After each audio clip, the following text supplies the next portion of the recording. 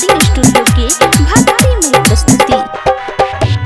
Music by DJ Umesh Shukipur Bazar.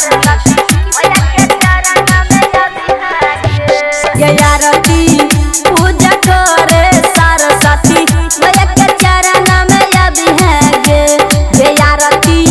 पूजा करे सरस्वती मैया के चरण में अभी है गे। मैया के चरण में अभी है गे मैया के चरण में अभी है गे रिनिया। पूजा करे सरस्वती मैया के चरण में अभी है गे आरती।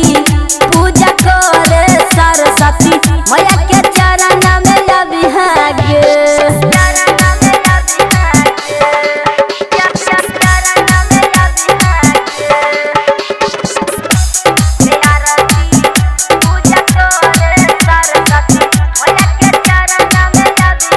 Music by DJ Umesh Shukipur Bazar.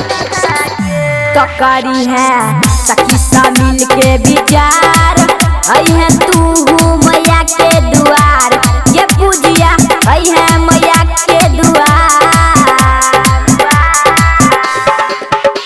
तो करी है सखी सा मिल के विचार आई है तू मैया के दुआर। ये रानिया आई है मैया के दुआर। ये आरती पूजा करे सरस्वती मैया के चरण में अभी है गे आरती।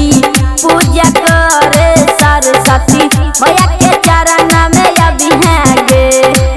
मैया के चरण में अभी है गे।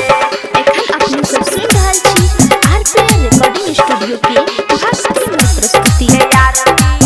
पूजा करे सरस्वती मैया के चरण में अभी है। Music by DJ Umesh Shukipur बाजार।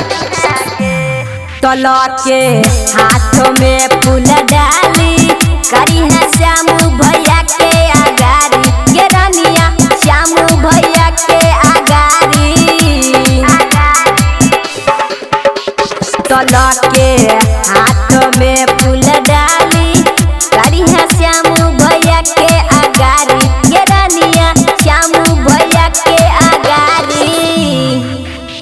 ये रुकमिन कुंदन यादव के संगे आब के पूजा